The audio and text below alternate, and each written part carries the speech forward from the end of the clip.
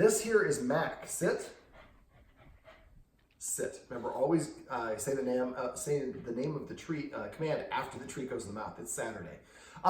Okay, so in this video, I'm going to show you how to do the leave it exercise with Mac. Mac is very excitable for different things, especially some of his toys. Almost manic about him. I would pull one out to show you, but he's just going to be really too crazy out. So I'm going to show you a little bit just with treats, which you can tell he's pretty interested in treats as well. Now, also climbing up on top of someone, that's an indication the dog does not fully respect them as an authority figure. And I have to be careful because I have a little cut on that hand, and dogs can actually pass things through open cuts. All right, so what I'm going to do it with, I'll do it this way. All right, so the first way we do this, the leave it, is I want to have some treats in my hand. And I have the high-value chicken liver treats. When it comes to food, the smell is the most important thing for the dog. So the very first thing I'm going to do is hold it here. And all right, so let me start that again. So I'm going to hold it out here, and he's going to go for my hand. I'm going to put the other hands with the treat that I'm going to deliver behind my back, because you saw he got distracted, just went to the other one. So we'll get him reset. There you go. Let's give good camera presence. So there we go.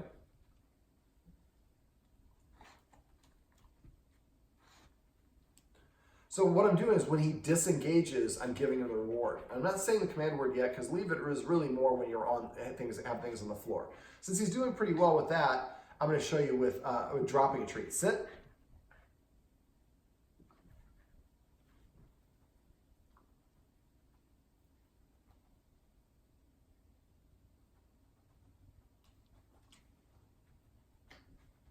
Leave it. And then I pick the item up. He never gets the item on the floor. Sit. Now when I do this with a treat, I like to drop it. So now he's getting better. Now I'm waiting for him to look at me. He's almost objectifying the object if he's not looking. He thinks if he's just looking exclusively at it. I want him to understand that I am in control of it. Now I'm holding my hand here so I can collapse it down onto it. If he tries to go for it, I would lower my hand to block him. Now the focus for a lot of dogs is beneficial, but sometimes it works against us. So right now, he's too focused on that. Now I don't know what he's looking at. I'm waiting for him to look up at me. As soon as he does, I'm going to reward him with the treats that are in my other hand that's not hovering. I don't want to move it because I don't want to attract his attention. I want him to do it on his own volition. And patience is a virtue when it comes to dogs. Some dogs will take longer to look than others. Now he actually moved, leave it. He actually moved a lot faster. Most dogs, when you drop it, they're molesting, they're digging and scratching. He did really good at that. But you can see he's really fixating. That's why I wanted to go through this exercise, because he really fixates on things.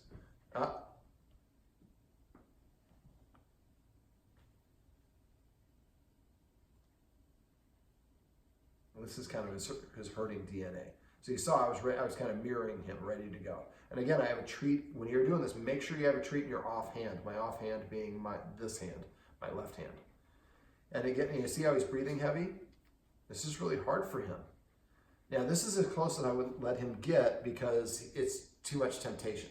So now I'm back to guarding it because he can't leave it. He didn't quite look at me that time, but he engaged and looked in my direction, so I let him have it. All right, so now,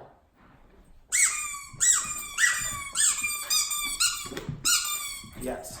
And so when you're doing this, I'm doing this just for demonstration purposes in this video. Don't squeak it like I was doing it there because you see the energy that we have now. So the energy is so high, so we're going to wait a second. And again, he's impatient, so he's just trying to take it.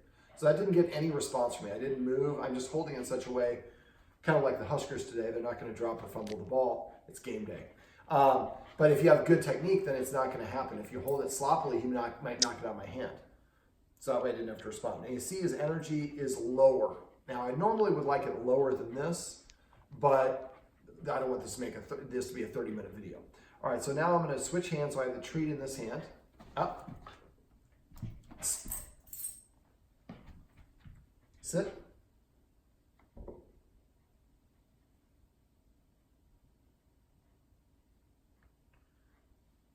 Leave it. Now you see he's used to taking it and snatching it. So one of the things I'm actually going to go through, this is primarily a leave it exercise video, but I'm going to show you a bunch of other little things as well. So basically, if I snatch things from him, then that's going to cause him to want to try to take them and beat me to the punch. break my milk tenniper deal. All right. So basically, one of the things I was suggesting is we need to increase his exercise, and he loves to fetch. And so when we're playing fetch, the way I teach fetch is I say fetch 3 times. As I throw it, I say the word.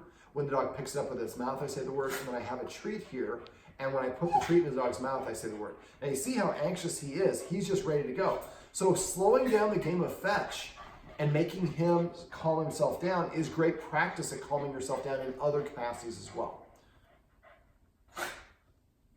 But I'm not telling him to calm down because he doesn't have a command for that. I'm just waiting. As soon as he SITs,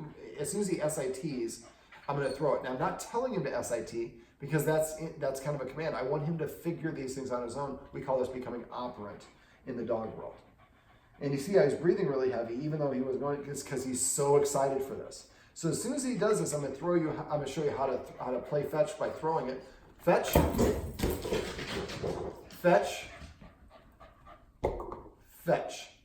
Now, see how he went for that? That's what the guardian has been doing or taking away because he didn't know it any better. And that's okay, that happens. So again, now the excitement is there we go. So we got to sit, but I'm waiting for more than a sit this time. Sit plus a couple seconds to help him calm himself down. And this time I'm going to show you how you can actually get him to allow you to pick it up without that freaking out behavior. Fetch. Fetch. Fetch. So now the treat, let me move you over here. So the treat is on the ground. Sit. I'm showing you I have a treat here. I picked it up very slowly because it's mine, and then I give him the treat after. So I'm holding the treat in this hand to distract him and help him practice not lunging to take the item. And when you forcibly take it away or snatch it, it's implying that I don't think I have the authority to just get it myself. I have to fool you or overcome you.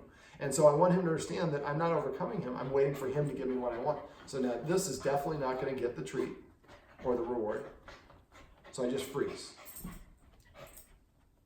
If I shove him off or I say no, that's getting a response. That's what he wants. There we go. Fetch. Oh, did you see that? Fetch.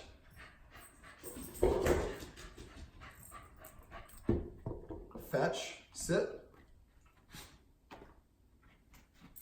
Sit.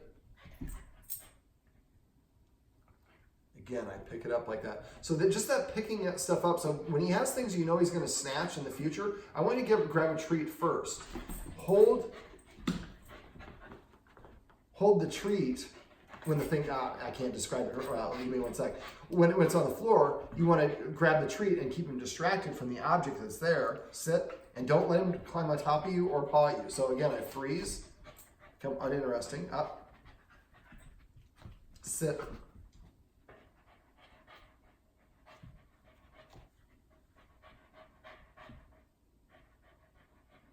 So when he's pawing at me, he's trying to take control of this game. So that stops me from reaching for it. Over and over, the reason I'm saying, do you see that, is there's a set of stairs that goes down. There's 2 railings. I went and it bounced between both sets. I don't think if I sat here all day long, I could do it again. Okay, now when your dog has low value items in its mouth, this is something he really likes because of the squeaker, you see. But playing fetch with an object like this that he gets really excited and helping him practice calming himself down more and more. And after a while, he'll come and bring you the item, throw it down, and sit down and wait for you to pick it up and stay calm. Wind up, stay calm, throw it, and at that point, he'll go and get it. But you're dictating the rules of the game. I'm only going to throw this if you drop it, you sit, and you're calm. And you can see right now, there we go, he sat.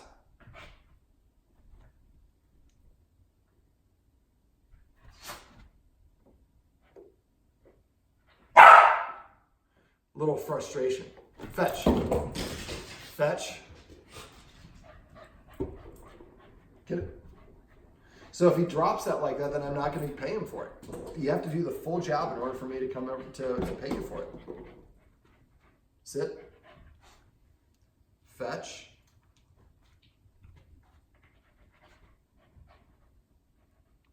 So we're almost essentially teaching him manners. As soon as you put your paws on me, I'm stopping going for it. As soon as you jump up on me, stop going for it. As soon as you get excited, you bark. Anything I don't want, I just stop doing what you want. But again, I'm not telling him no, I'm not correcting him, I'm correcting him through my actions. This is operant conditioning. So he can control what I do. If he comes and drops the ball and sits nicely, I will pick it up and throw it again. If he does any of these other things, it stops me from doing those things. Now remember, dogs do repetition, consistency, and good timing. You have 3 seconds to correct reward, so the timing of that is really important. Some of these times, if he's really excited, you're gonna have to wait out the excitement level until he sits and is relaxed. But if you do it, fetch. That time we went through not only one. Fetch.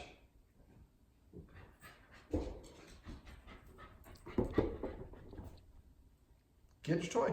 Get it. So he's starting to offer some of the behaviors we want. We hasn't put them all together. Now remember, last little summary, and then we'll close this video up. When I have a dog that doesn't behave or act the way that I want in a situation, I recreate that situation. I make it the easiest version of that situation possible, and then I help the dog practice each individual step, the first step, over and over and over again, and I don't move to step number 2 at all till the dog is consistently doing step number 1 the way that I want. Only then do I move to step number 2 and step number 3. And eventually when I do all the steps, and I bring all the steps together, again, in the easiest capacity possible, and rep that until the dog knows what to do at each step, no matter what we're doing, and then we make it more and more realistic until we work our way back to the real world situation the dog originally failed from. Now we've taught the dog how to behave, we've rewarded it for behaving the way we want, and practice it, and now the dog can do that behavior with aplomb. Well, this is Mac, and these are some tips and tricks you can use to teach your dog to, well, first of all, to leave it, but also how to play fetch and how to drop.